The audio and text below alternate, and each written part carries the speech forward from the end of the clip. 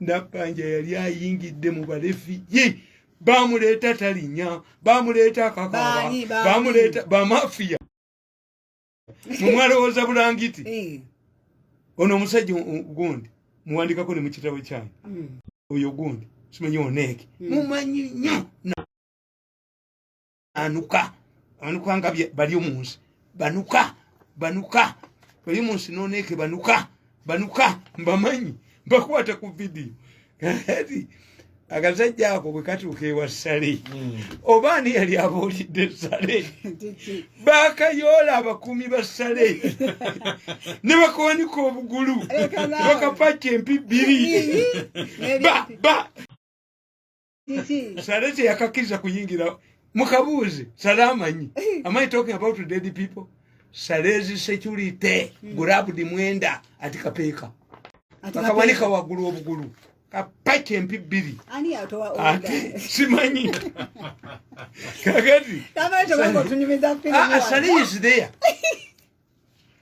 waliwo n'omuserikale w'amaanyi w'omuyitani I'm talking about chokati ali ku program tayeba kwete nti muhoozi bagenzeeyo let muhoozi do you know what it means to implicate to talk about a powerful person like muhoozi nkugambirwa bwogo yagenze wa muhoozi ne basangayo kamwenda ngambala ku video kakati bwe kamala okuvaayo nga bakapakis MP Sale teyakalaba naye Sale yasirikana chairman waabwe naye ono omuzeeyi yasinga abantu nze abakikuyu baganye beyagenda abakikuyu abalaba anti abakikuyu abalaba Uhuru Kenyatta ne Ruto nga bafukamidde basaba national prayers nga Raila abatwala egindi mbagamba bulijjo mubwine obuzibu ne muganda wo tobiyingizaamu baana abaana bakyawa muganda wo ate nga you are close mulwana entalo zamu. This man cannot market, they are inseparable.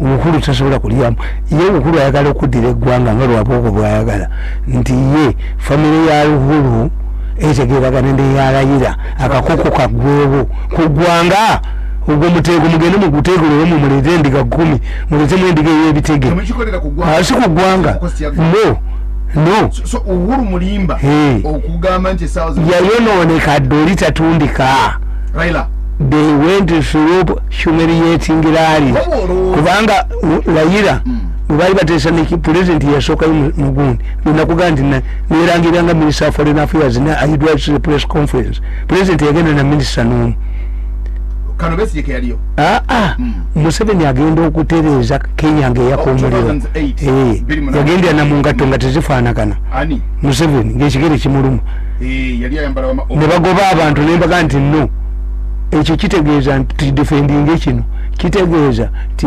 eggwanga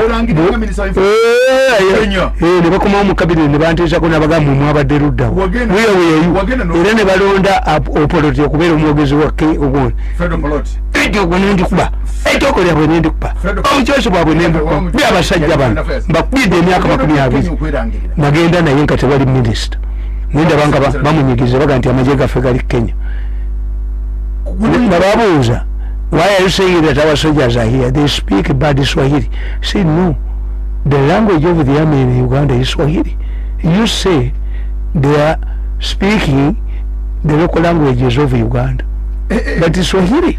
That Swahili cannot be Swahili. You use Swahili that we bagamba nti Museveni yali amagye Kenya okuyamba Kibaki. They speak bad Swahili. I said, no, Swahili is the language of the Ugandan army. I would listen to you if you tell me they are speaking the local languages. They are speaking Uganda, Nyankole, Luwe, Wapana, na one. Hey, mulete chokubiri, press conference, kani mulete chokubiri.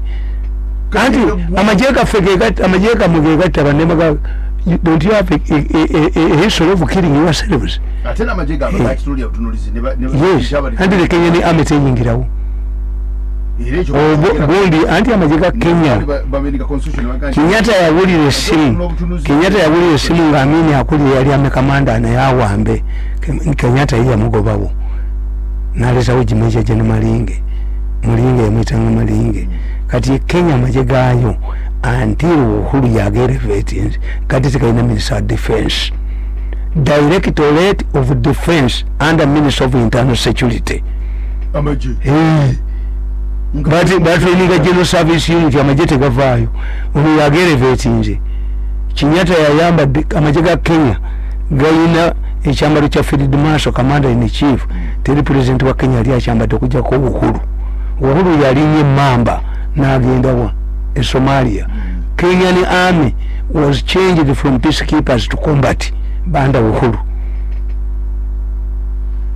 Kale katugenda mu kitabo kino bakitani masaka encha kinsome pe esooka ntandikire ku page esooka kale bannange kano katuukayo wa afende kakulu bana yakuba essimu nakwebaza afando Desmas kakulu ya mwongere nze kyembabuulira yakafuna use people like we who can convince society but the moment you use force eddagala kubagema lwampaka mwe abalina gavumenti etabuse mubana bakuba obutwa abakwatiddwa n'eddagala lya covid nga tebagemye bantu mubasibye emyaka emeka nabagamba mugende mu health act mugikyuse.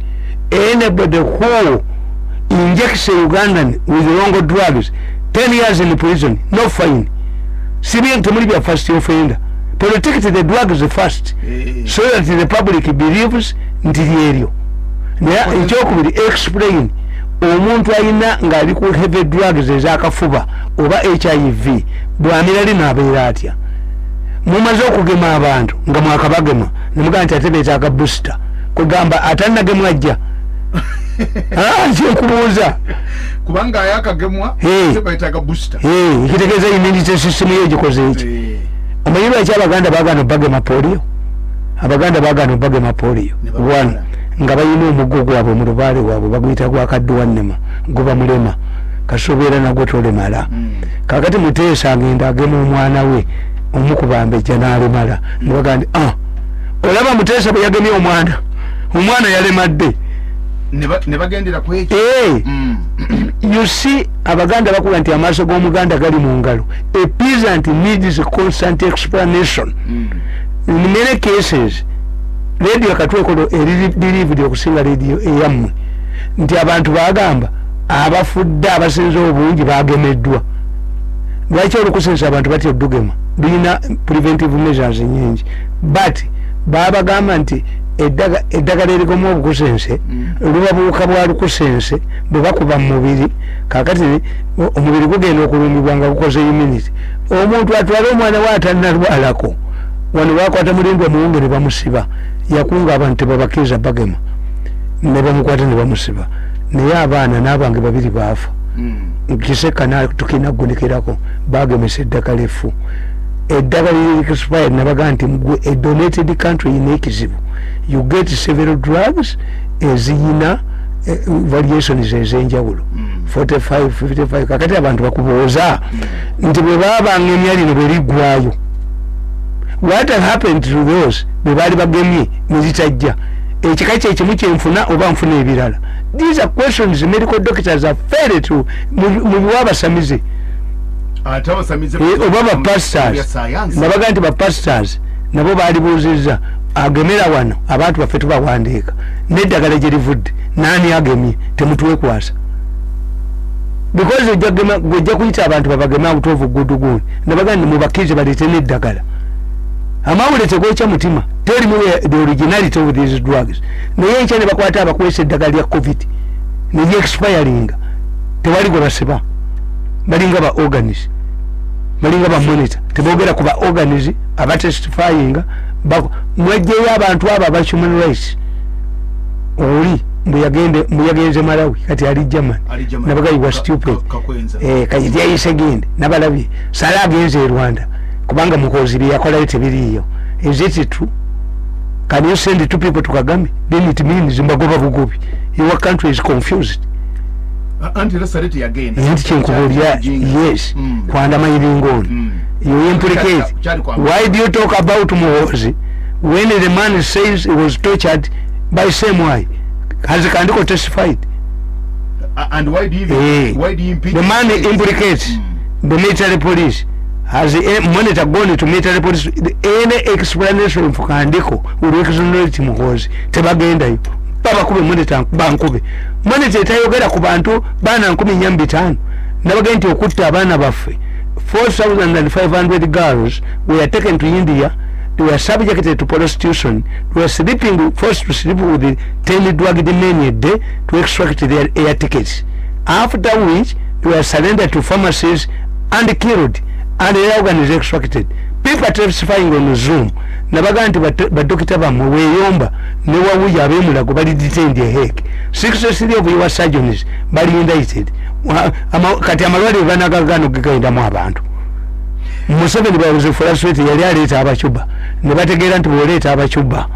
Tetujja kukula mu bantu bintu nga bachuba bala. Museveni nakwata abaana 30 n'abasindika India basome bakodde mu ddwaliro lino. Eddwaliro ne baligana. Abaana 30 nga buli mwana semester ya $5 5 bagenda basatu. Ne bamugana obbalaba. Kuba bajja kwogera enamba sente bazibira mu State House. Is this a country? It is a country, Tamale. Kakati bagambye twagala okulonja mu bagosi gundi. It is simple. Bagosi what?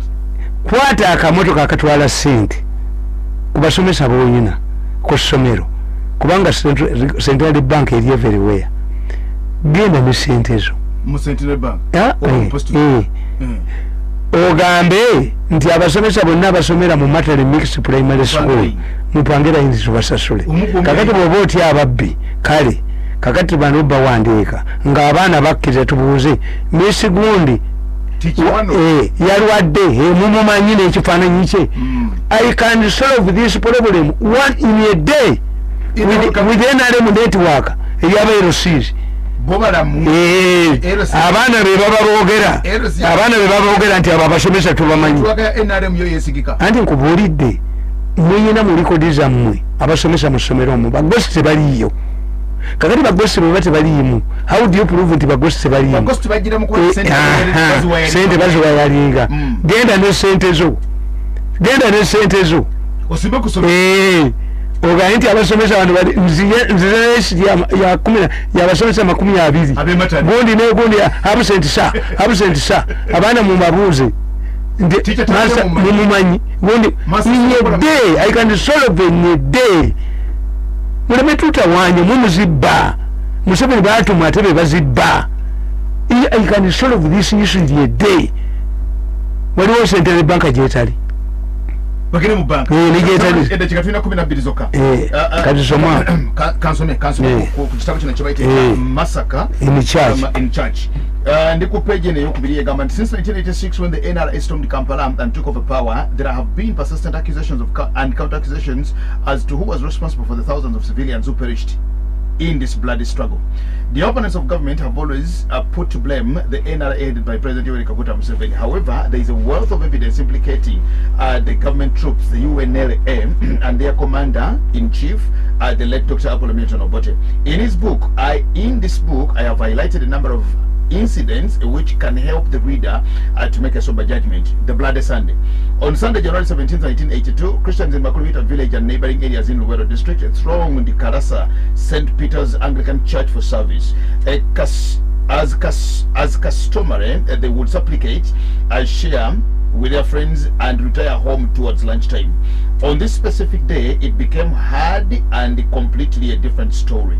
While the service progressed, dreaded government troops of the Uganda National Liberation Army, complete in military fatigues with AK-47 rifles ready to fire, stormed the church as they took positions around it. Bewildered, the main celebrant abruptly brought the proceedings to a halt.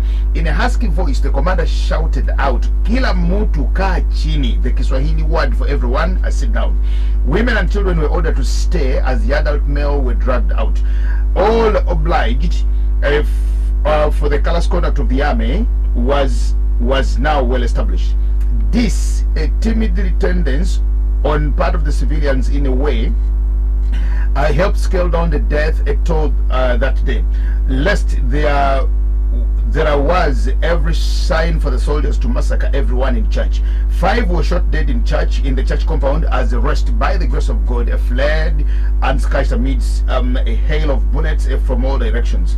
Eyewitnesses and survivors, 23 years later, in October 2005, recounted the audio at a visiting crew of the American-based Trinity Broadcasting Network, TBN, personnel who were in the company of President Yoweri Kaguta Museveni in a few days after the demise of Dr. Apollo Milton Obote. Mr. Nelson Sechuwano, who was an usher, said shortly before the incident that he had left church to pick something home, but witnessed the whole episode from a distance. An eyewitness, an entire incident, and stored the details in his memory, hoping to document them in a good time. The ill-fated 5 were assembled in a circle and sprayed with bullets. Eyewitnesses described the shooting session as very awful, lasting a considerable spell. The bodies were afterwards unrecognized as they turned into pieces. After the grisly act, soldiers boarded lorries, leaving villagers traumatized to the bone marrow. The dead included the priest who was picked from the pulpit. Residents picked courage to bury him in the church compound, where his grave still is until today. It may sound unusual to those sort of comprehending Uganda's violent history. It is one among other incidents that under the previous regimes that ruled Uganda. Kakati kankubuulire abonere omwani asinza amaanyi babasanga mu kyaki nga basoma ekalasa amagye ne gayingirawo. Yes, kila muntu kini nibatawo batano neyali asoma misa. Who does not see? Have you seen Church of Uganda? And ye Church of Uganda, St. Peter's. Ne olukuba NRM eringa kitu eringa mazzi egenda mwalwa eringa mazzi tekakuza kitooge kyago tekitemwa nambazi yokati luwumu. Why do they talk about luwumu? They are talking about luwumu. Why? The Northerners are very strategic. If you believe that UNLA was composed of Achuris and Langis that killed the people, we also lost. And for us, we lost Yemputa, big fish. Hey. This is why the people, the post-war German, or Second War leaders in German, Friedrich Ebert, Adenauer, Conrad, did. They separated the German from Nazi German, the Nazis. Elaba kugamba, when I saw soldiers taking away communists, I felt safe because I wasn't a communist. They came for Protestant. I wasn't a Protestant. I felt safe until they came for Catholics. Bwetokitegeera. Bali abantu bonyabonya ba Nazi si Germany era bagiyita Nazi Germany. Hitler. Nazi Germany, don't take us. That's why nabagamba tulina kye tuyita a government, tulina kye tuyita state, tulina kye tuyita an administration, tulina kye tuyita a regime, byanjawulo. Tulina kye tuyita military government and a junta, byanjawulo. A coalition government and a broad-based government. Museveni's junta. A junta is a combination of the military and the civilians. That is a junta. A military government is purely for soldiers. Where you see the army, including civilians, that is a junta. Where the army takes power only is a military government. A state is a structure, civil service, yote vow. That is a state. A government, or administration. When you go to Europe, they say the such a government, the such a administration. Buba byawula. Mu Europe ne mu America teri regime. A regime is a group that has captured the power. Mubantu abalala. I mean, it's a regime. is not a legalist regime. It applies to Africa, not to Europe and America. A regime means tiwali waka kundi akalizene kawambo obuyinza ku bantu je tuyita regime. Museveni baba dibbe ku broad base ne coalition. A coalition government means that all, especially in parliamentary democracies, that none of the political parties can produce a government. You either go for a coalition or a whatever which we chiwangudde chifunye entebe zikimala kukola government. A coalition is negotiated. You must have a minimum program. A person who has been appointed in a coalition, you share the jobs. Ojja kutwala foreign affairs, twala defense.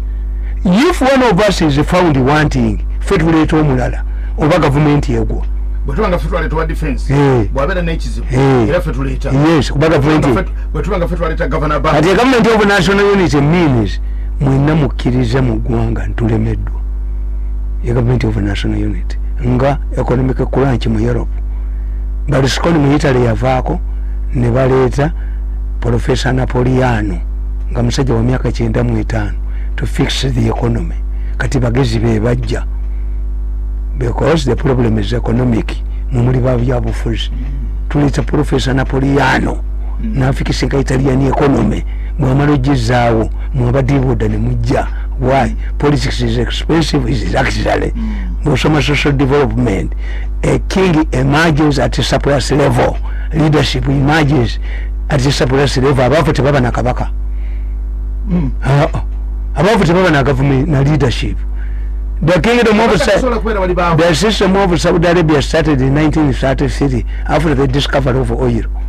Leader yabuli. So you cannot have a leadership at you only have a leadership at the surplus level. Temwava akole ekikomera. Ewange kyaliyo. Motoka zamala kujjulamu. Okole ekikomera ani anakubba. Nabaga nti nze bwengenda omusawo Omuganda.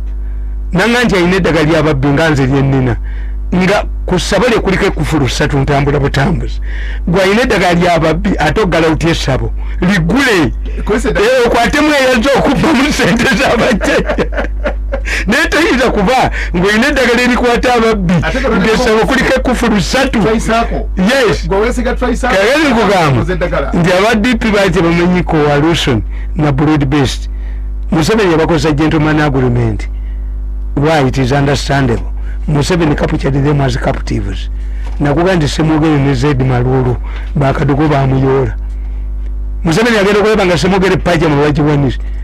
Wacha mzee tunakamata adui. Si adui ye Dr. Semugere wacha kakati tegeera Semugere atuna ne Museveni nabbi ngo batisajjidde mu pajama.